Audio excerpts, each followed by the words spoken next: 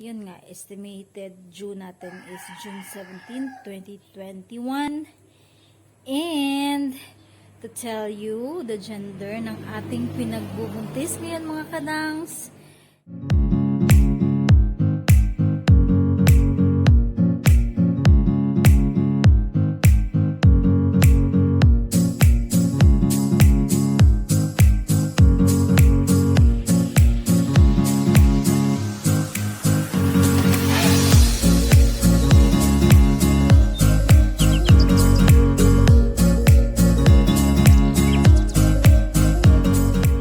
Mga kadangers, welcome dito sa ating Inday Kuradang vlog.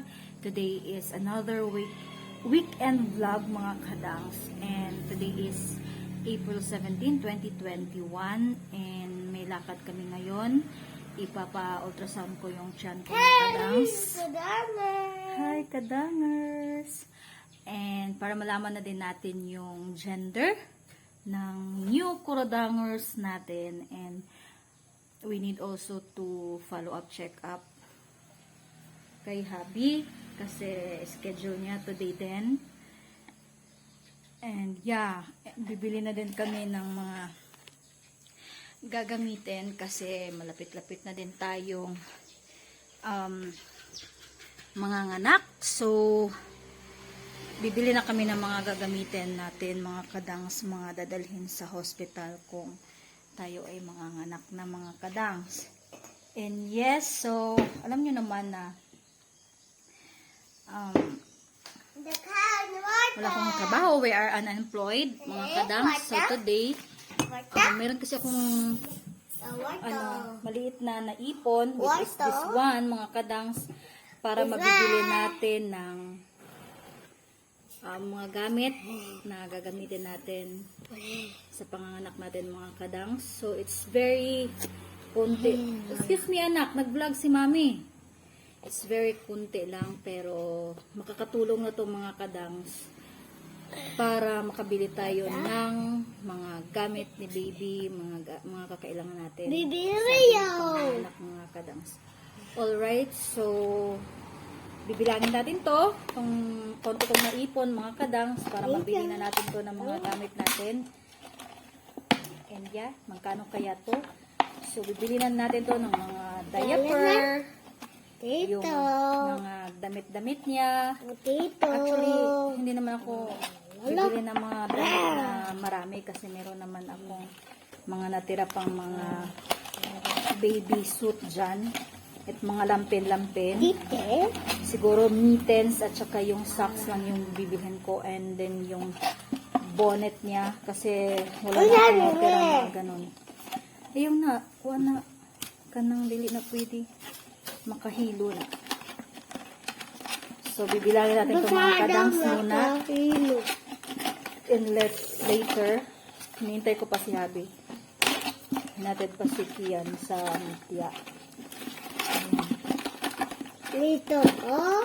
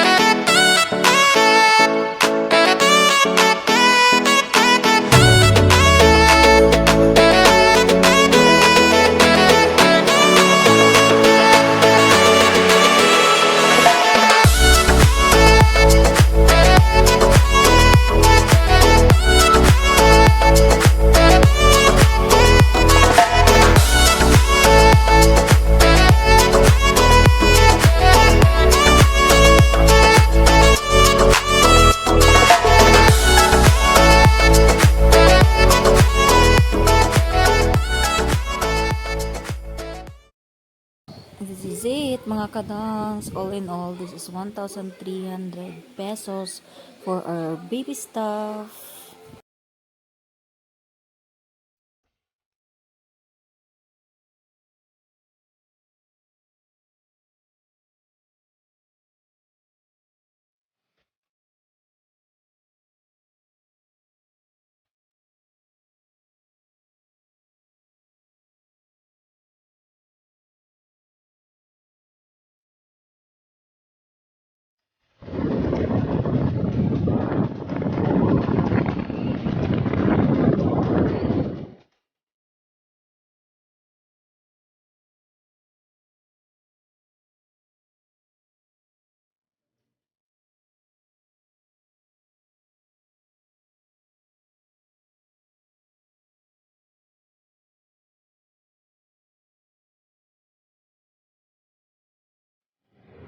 Alright mga kadang, so here kami sa clinic ng doktora ni Habi and waiting ako dito sa labas. Si Habi at saka yung kapatid lang niya yung pumasok sa loob para magpa-inject ng gamot niya.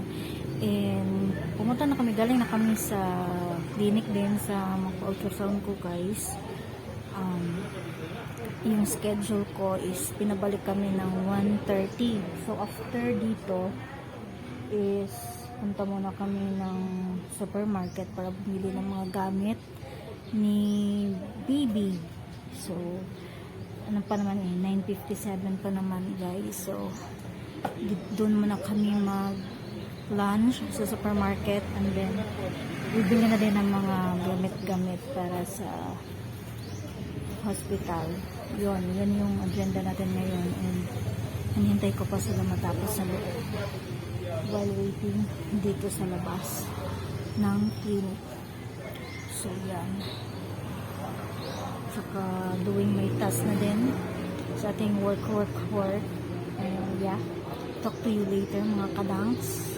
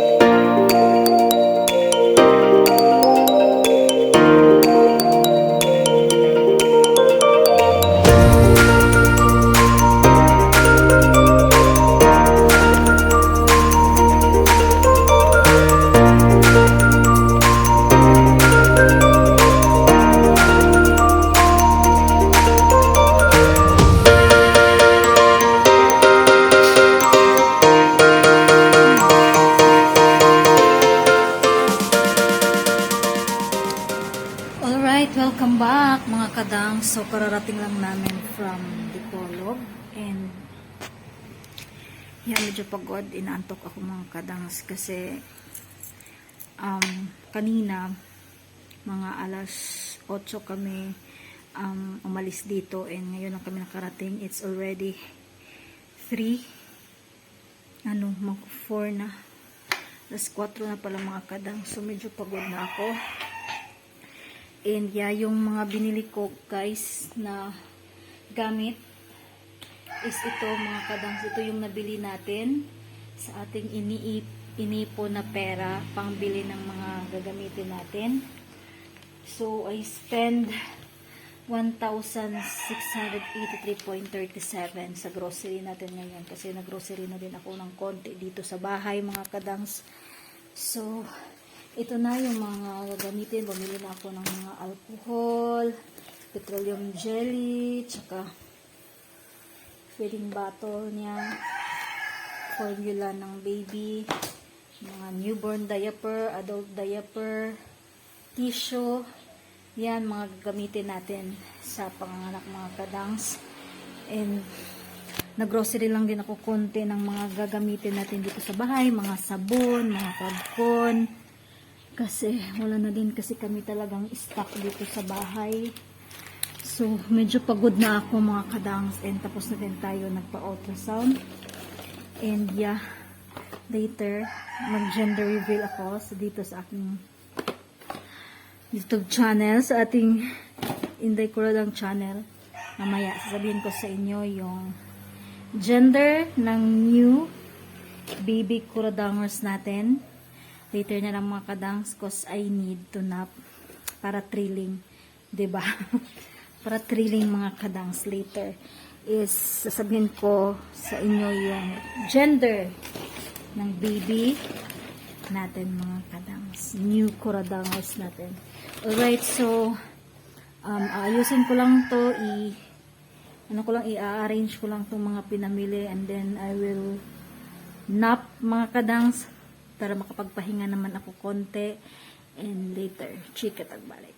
Alright? Hi mga kadang! So I got my ultrasound result right here mga kadangs And mag-gender reveal tayo. Tingnan natin yung ultrasound result ng ito. Ultrasound result ng pagbubuntis natin mga kadangs. Alright, so for anything else mga kadangs is not so very special gender reveal kasi hindi naman tayo mayaman mga kadangs na kailangan pa natin ng party sa hirap ng panahon ngayon mga kadangs, diba? So be practical na tayo mga kadangs. And yeah, nabasa ko na to of course, so nakita ko na yung result, and this is just a sharing with you mga kadangs kung ano yung new baby kuradangers natin, 'di ba? Kasi para masaya. And so sa mga nagpa-follow na sa akin before, siguro alam nyo na I have 2 kids na, 2 boys mga kadangs, and I need a baby girl this time kasi nga may 2 boys na ako. So, mas prefer ko sa pagbubuntis ko ngayon, mas prefer ko na babae yung next child natin. Alright? So, yung estimation lang na aking panganganak, this is an estimation lang naman mga kadangs, is on June 17, and I am now in my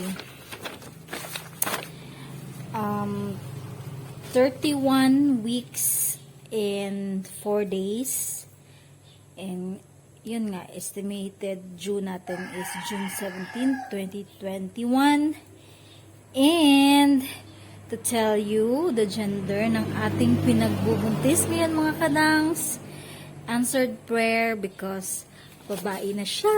Meron na tayong babae sa family na din, Kuradangers family.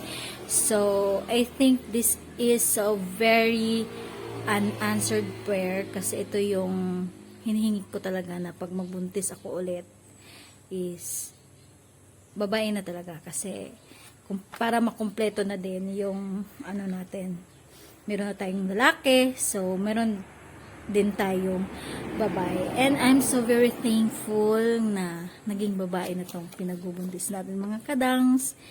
And yes, talagang napangiti talaga ako nung sinabi ng doktor na babae siya, and kinaklaro ko talaga sa kanya na babae siya, dok. Siya, tinanong pa nga niya sa akin na bakit first time ba tong pina-ultrasound ko? Yes, just now lang Jude nako siya gipa-ultrasound. That is why nasya ko or nalipay ko. I'm so very happy na babae siya. So girl, yung pinagbubuntis natin, and we need to buy pink baby stuff kasi babae ang ating new Kuradangers mga kadangs. And yeah, of course wala siyang kambal, it's a single female live fetus siya mga kadangs. Excited. So yun, it's a baby girl. So kararating ko lang nga mga kadangs, and yeah, sina daddy at dang 2 kids is pumunta ng Mutya.